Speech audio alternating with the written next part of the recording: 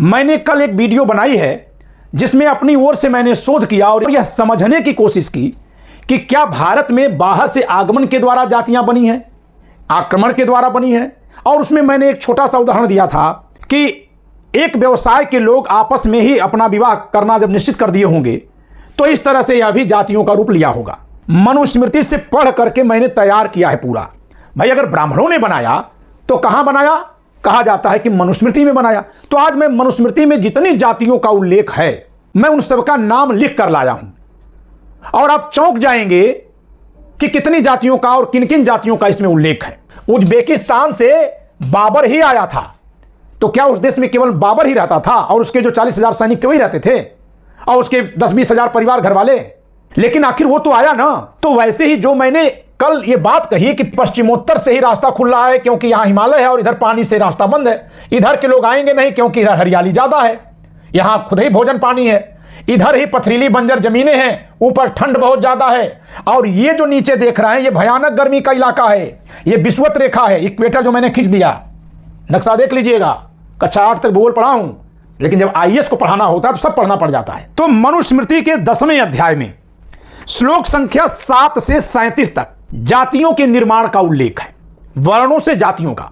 अब इन 4 वर्णों से अलग अलग वर्ण के पुरुष और स्त्री से अगर संतान हो रही है तो संतान अलग अलग जातियों में बटी है, यही इसमें लिखा है। 4 वर्णों के अलावा जो जातियां हैं उनकी कुल संख्या जितने भी जातियां लिखी गई 26 हैं केवल। क्या भारत में केवल 26 जातियां हैं? माता पिता का भी मैंने उल्लेख कर दिया कि किस वर्ण का पिता और किस वर्ण की माता से कौन सी जाति पैदा हो रही है। इन जातियों का जरा आप नाम सुनिए और फिर सोचिए कि ये जातियां हैं क्या। निषाद, इसमें पिता ब्राह्मण और माता शूद्र है। वैश्य पुरुष और ब्राह्मण स्त्री से वैदेह का जन्म हो रहा है। शूद्र पुरुष और वैश्य स्त्री आयोगव नाम की जाति पैदा हो रही है, इनका काम लकड़ी चीरना है। शूद्र पुरुष ब्राह्मण स्त्री से चांडाल नाम की जाति बन रही है। ब्राह्मण पिता और वैश्य माता से जो लड़की पैदा हुई वो हो गई अंबस्ट और ब्राह्मण पुरुष से उसका विवाह हो गया, तो उससे जो जात पैदा हो रही है उसको कहना है आभीर। तो आप हमको अगर उस तरह का ब्राह्मण मान लेंगे या जो आज के ब्राह्मण हैं उनको मान लेंगे तो आप गलत होंगे।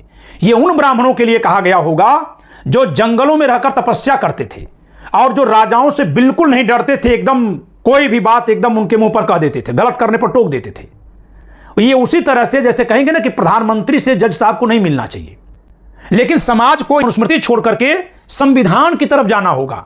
और संविधान कहता है कि स्त्री पुरुष हैं, अगर उनमें कोई परिवार और खून का संबंध नहीं है तो उनका आपस में विवाह हो सकता है, वह स्वयं अपना विवाह कर सकते हैं। किसी धर्म का कोई कानून अगर न लागू हो तो कोर्ट मैरिज जाकर कर लीजिए और सभी की संतानें भारतीय मानी जाएंगी। सभी को हर तरह के कार्य करने की आजादी है और सभी को एक दूसरे से प्रेम करना है, व्यक्ति की गरिमा कायम करनी है। जब संविधान की आंख से देखेंगे तो क्या होगा और मनुस्मृति की आंख से देखेंगे तो क्या होगा? मनुस्मृति की आंख से देखेंगे तो इतिहास में जिन्होंने गलती की है आपके हिसाब से उनको आप कोसेंगे। वर्तमान में जो सत्ता में बैठा उस पर तो कोई सवाल ही नहीं होगा, वो मस्त रहेगा अपना। लेकिन जब संविधान के हनन की बात करेंगे तो जो लोग सत्ता में बैठे हैं, चाहे जज की कुर्सी पर हो, चाहे थानेदार की कुर्सी पर हो, चाहे प्रधानमंत्री और मुख्यमंत्री की कुर्सी पर हो, सवाल उन पर चला जाएगा। आप सबको मैं याद दिला दूं दोस्तों कि जब कांवड़ यात्रा के दौरान दुकानदारों से अपना नाम लगाने की बात कर दी गई थी तो सब लोग जहां इसको हिंदू मुस्लिम कह करके इसकी आलोचना कर रहे थे, गलत बता रहे थे, मैंने संविधान का उसमें हवाला दिया था। मेरी वीडियो है, पीछे देख लीजिएगा। मैंने कहा था यह भारत के संविधान के अनुच्छेद 17 का उल्लंघन हो जाएगा, क्योंकि जब सब लोग अपना नाम लिखने लगेंगे, जाति लिखने लगेंगे, क्योंकि नाम में बहुत सारी जातियां दिखाई देती हैं, तो जो लोग छुआछूत का व्यवहार करते हैं उनको यह जांचने, जानने और फिर छुआछूत को मानने का अवसर मिल जाएगा। हेलो दोस्तों, आप सभी का the logical Indian YouTube channel में बहुत बहुत स्वागत है। मैं हूं एडवोकेट पंकज कुमार त्रिपाठी, लखनऊ से। दोस्तों, आज भारत में जो 3-4 महत्वपूर्ण विषय हैं उनमें से एक बहुत महत्वपूर्ण विषय है जो चर्चा में है कि भारत में जाति कैसे बन गई या जातियां किसने बनाई। और यह विषय ज्ञान के लिए नहीं बताया जा रहा है, यह जिज्ञासु प्रवृत्ति से नहीं बात की जा रही है, इस पर कोई जिज्ञासु भाव से बात नहीं हो रही है, बल्कि ब्राह्मणों के खिलाफ दोषारोपण करने और नफरत पैदा करने के भाव से बात कही जा रही है। इसलिए बहुत जरूरी है कि हमें जानें कि जातियां कैसे बनी। मैंने कल एक वीडियो बनाई है जिसमें अपनी ओर से मैंने शोध किया और यह समझने की कोशिश की कि क्या भारत में बाहर से आगमन के द्वारा जातियां बनी हैं, आक्रमण के द्वारा बनी है। और उसमें मैंने एक छोटा सा उदाहरण दिया था कि एक व्यवसाय के लोग आपस में ही अपना विवाह करना जब निश्चित कर दिए होंगे तो इस तरह से यह भी जातियों का रूप लिया होगा, जिसमें मैंने एक समान कुछ जातियों का उदाहरण दिया था। कल की मेरी इस चर्चा पर बहुत सारे लोगों ने अपना विचार सुझाव दिया, तो बहुत सारे लोगों ने वो नफरती विचार से जो एकदम भरे पड़े हैं, वो किसी ज्ञान पर नहीं तैयार हैं। उनका बस सीधा निशाना है कि तो ब्राह्मणों ने बनाया। अरे भाई, ब्राह्मणों ने बनाया तो अध्ययन करो ना। अगर ब्राह्मणों ने बनाया तो ब्राह्मणों ने बनाया, देखा जाएगा। लेकिन अगर आप यह सोच रहे हैं कि ब्राह्मणों ने बनाया, यह जान लेने के बाद हम ब्राह्मणों से बदला लेंगे, तो आप थोड़ा सा एक और भी बदला लेने की सोचिए। इस सृष्टि में जितने भी बलात्कार हुए होंगे सब पुरुषों ने किए, तो महिलाओं से कह दीजिए कि वही बदला लेने। सती प्रथा में स्त्रियों को जलाया गया जिंदा, तो कल को महिलाएं खड़ी हो जाएं कि पुरुषों को जलाएंगे।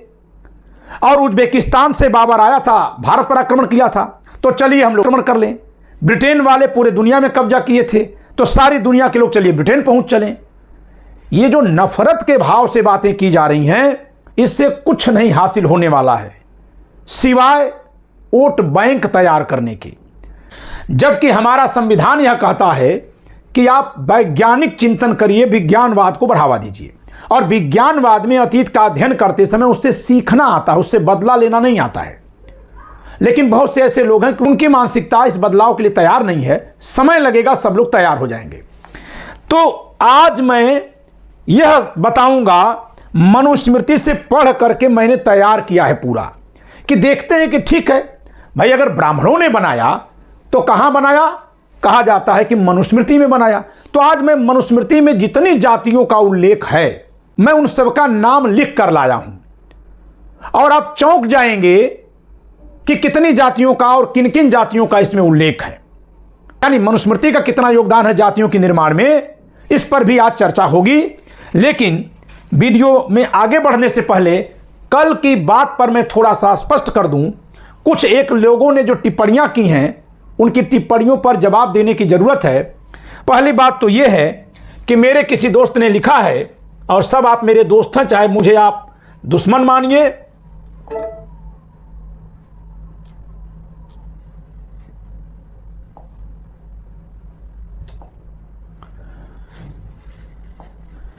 किसी दर्शक ने लिखा है कि क्या सब लोग सहारा में पैदा हुए और यहां चले गए?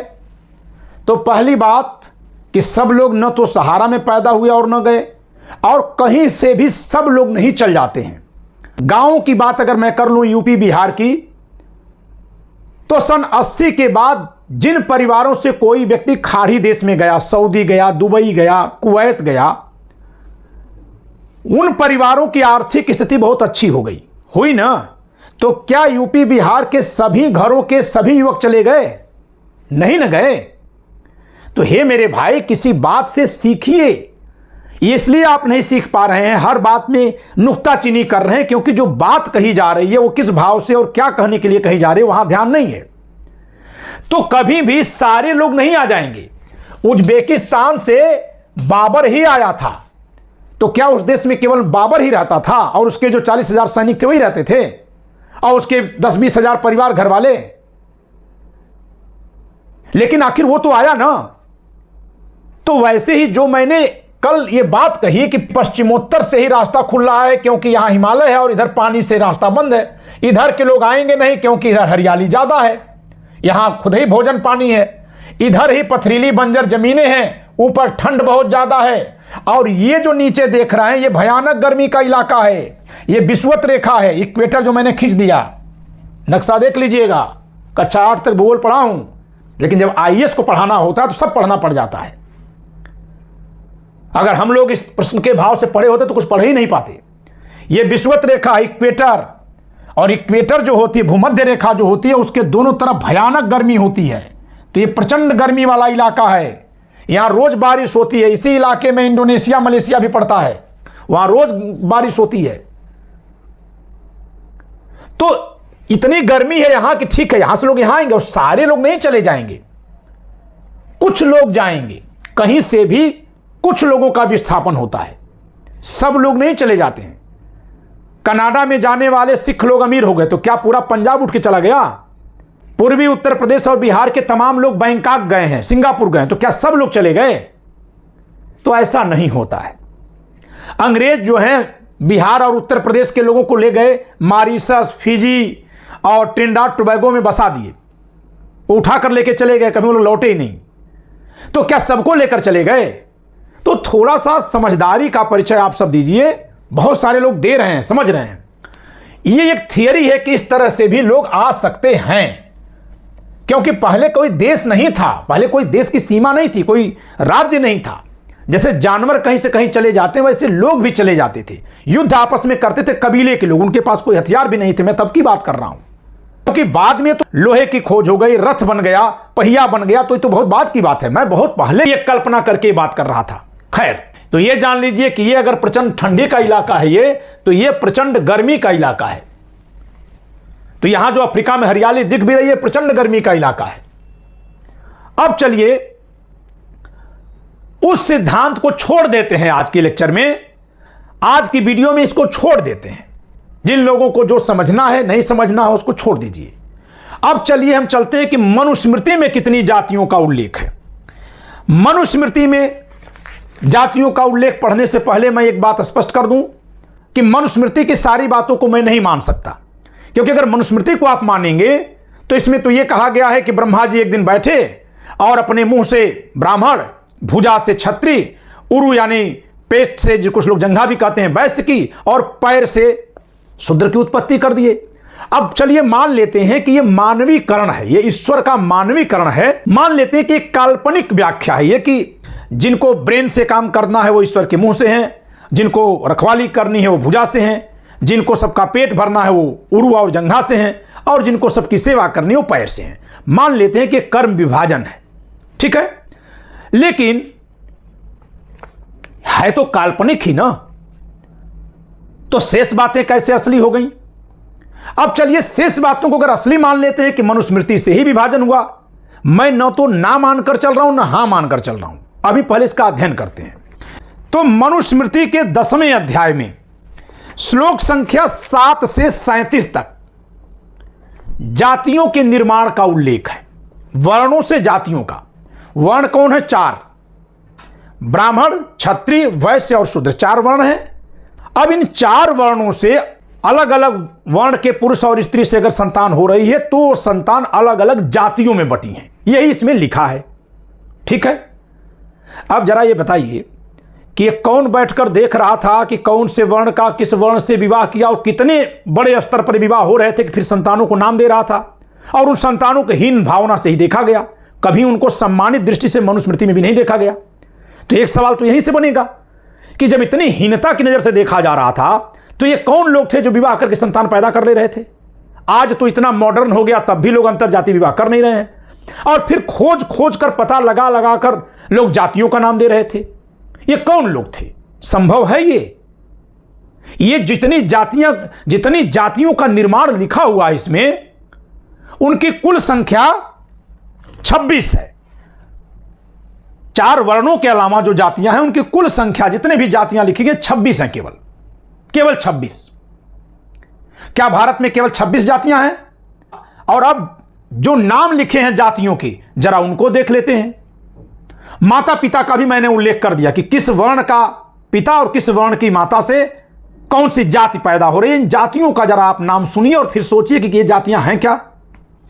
पहला है अंबस्ट। अंबस्ट, इसमें पिता ब्राह्मण और माता वैश्य है। दूसरा मैं लिखा हूं निषाद, इसमें पिता ब्राह्मण और माता शूद्र है। तीसरा है पारासव, पिता ब्राह्मण और माता क्षत्रिय है। इन तीनों में पिता ब्राह्मण है। अब आगे आइए और ये भी देख लीजिए कि निषाद और पारासव, जिनमें माता क्रमशः शूद्र और क्षत्रिय हैं, इनका काम मछली पकड़ना बताया गया। और ब्राह्मण और वैश्य से जो पैदा हुए अंबस्ट, उनका काम चिकित्सा करना। क्षत्रिय पुरुष और शूद्र महिला से जो बालक हुआ उसको उग्र बालक कहा गया। अब उग्र बालक लिखा है, उग्र कोई जात तो है नहीं, लेकिन लिखा गया है।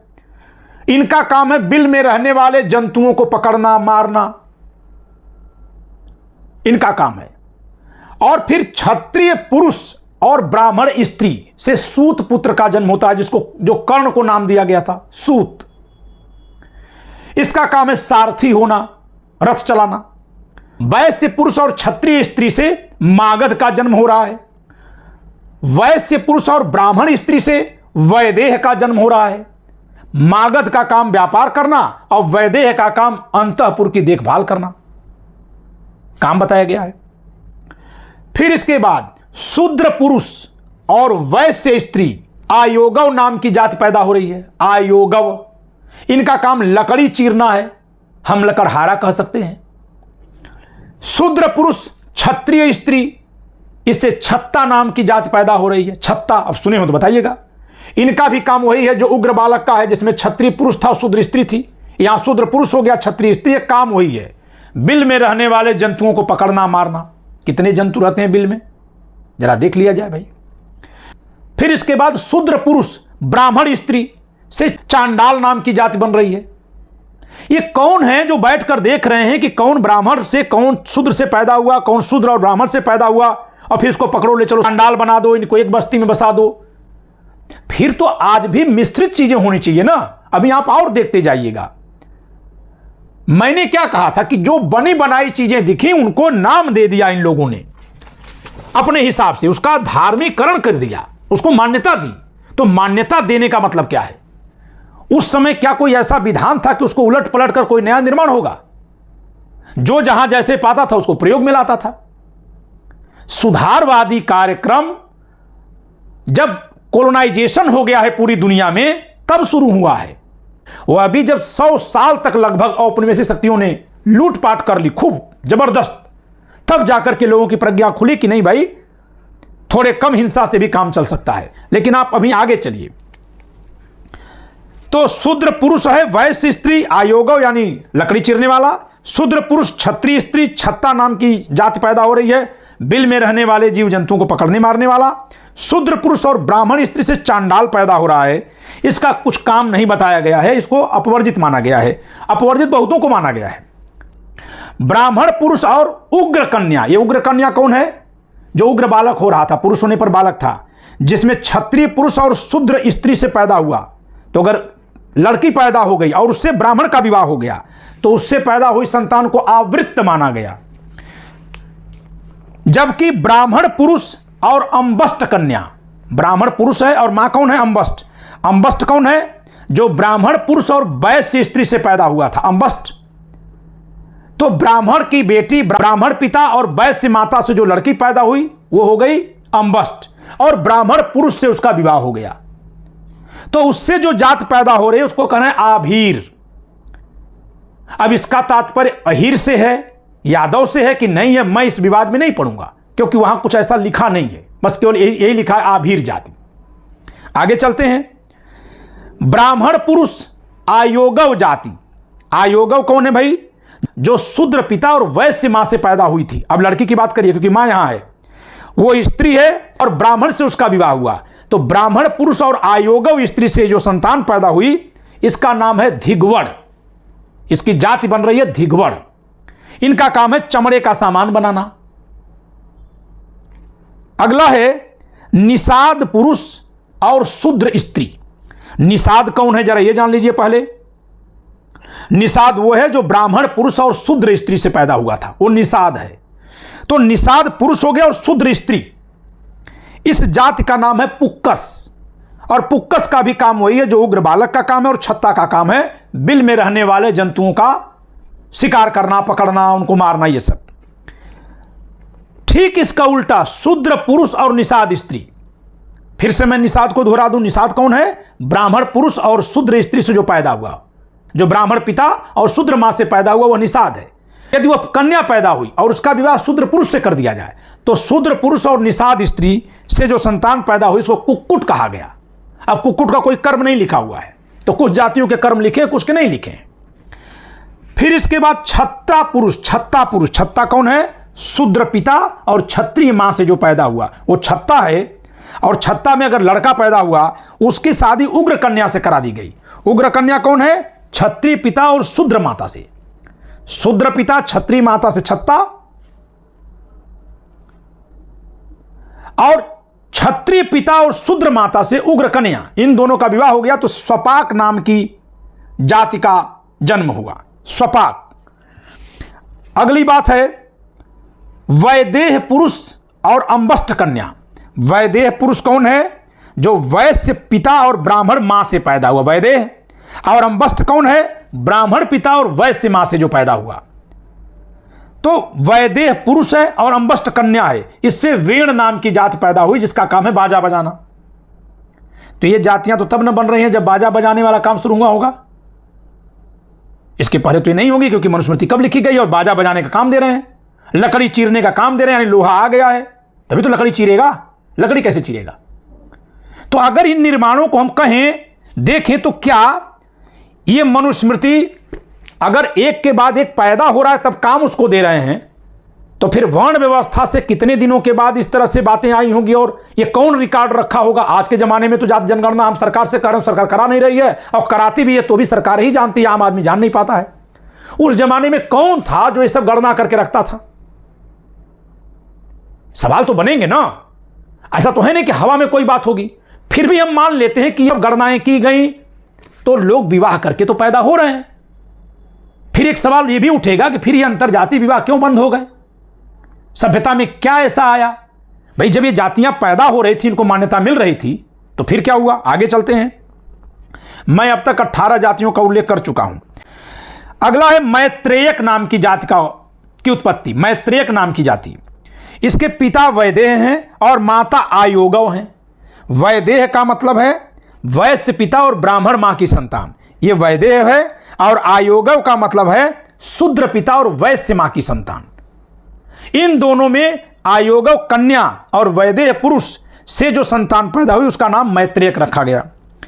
इसके अलावा निषाद पिता, फिर से याद दिला दूं, निषाद कौन है? ब्राह्मण पिता और शूद्र माता से जो पैदा हुआ निषाद है। तो निषाद पुरुष और आयोगव कन्या से जो पैदा हुआ उसका नाम है कैवर्त, इसका काम है नाव चलाना।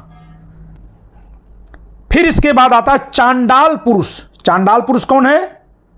चांडाल पुरुष है शूद्र पिता और ब्राह्मण माता से जो पैदा हुआ, चांडाल पुरुष। तो चांडाल पुरुष और वैदेह कन्या, वैदेह कन्या कौन है? वैश्य पिता और ब्राह्मण माता से। इन दोनों से जो संतान पैदा हो रही है उसको कहते हैं पांडु सोपाक। पांडु सोपाक जाति है। निषाद पिता और आयोगव माता है, तब तो कैवर्त पैदा हुआ।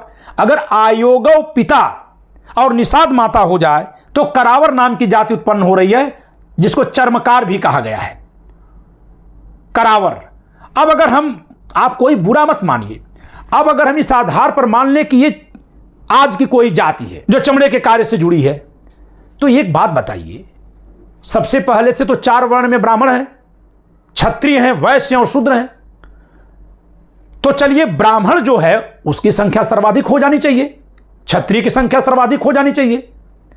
अगर नीचे की किसी जात को जो मनुस्मृति में लिखा गया उसको सच मान लें तो फिर उस जात से इतने ज्यादा लोग कैसे हो गए? क्योंकि वहां तो हमेशा जब 2 अलग अलग वर्ण के मिलेंगे तभी संतान होगी, तो चर्मकार कही जाएगी, कारावर तभी कहा जाएगा। फिर ये कहां से इतने लोग इकट्ठा हो गए और फिर अपना एक पूरा उनका कुनबा और समाज खड़ा हुआ?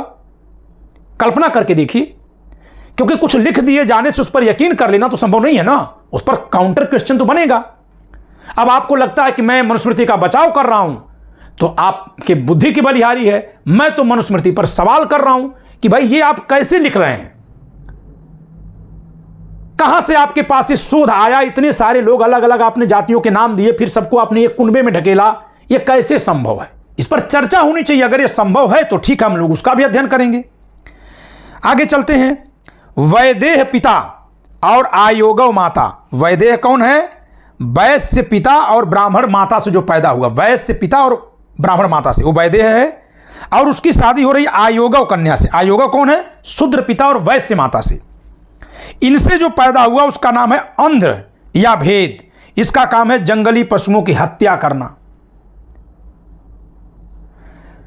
निषाद पिता और पांडु सोपाक कन्या। पांडु सोपाक कन्या कौन थी? चांडाल और वैदेह से पैदा थी। और निषाद कौन है? जो ब्राह्मण पिता और शूद्र माता से पैदा हुआ। तो यहां निषाद पुरुष और पांडु सोपाक कन्या से अहिंडक नाम की जाति बनी है। और फिर सोपाक नाम की जाति कैसे बनती है? चांडाल पुरुष और पुक्कस नाम की कन्या। पुक्कस कन्या कौन है? जो निषाद पिता और शूद्र माता से पैदा हुई, वो पुक्कस है। तो इनसे जो पैदा हुआ वो हो गया सोपाक। सोपाक को जल्लाद का काम दिया गया है। और चांडाल पिता, निषाद माता, सबसे ज्यादा उल्लेख निषाद का हुआ है। चांडाल पिता और निषाद माता से जो जात पैदा हो रही है उसको कह रहे हैं स्मशान में रहने वाला। अब जो ये आयोगों माता से जो संतानें पैदा हो रही हैं, इनको ये सब नाम तब दिए गए जब वो जूठा खाती हो, उतारा पहनती हो, श्मशान में रहती हो, ऐसी आयोगों माता से संतान जो पैदा हो उनको इस तरह के नाम दिए गए।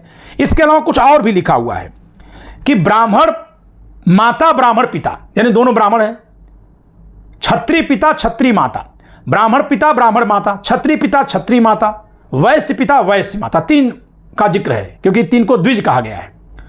कहा गया इनकी संतानें भी अगर उनका उपनयन संस्कार न हो, संस्कार विहीन हो जाएं, अपना कार्य छोड़ दें, अधर्मी हो जाएं, यानी जो उनके लिए मनुस्मृति में बताया गया उसको छोड़कर कुछ और करने लगें, तब उनके नाम अलग अलग हैं। ब्राह्मण वार्त्य, व्रात्य का मतलब जो अपना धर्म छोड़ दिया हो, अपना कर्म छोड़ दिया हो।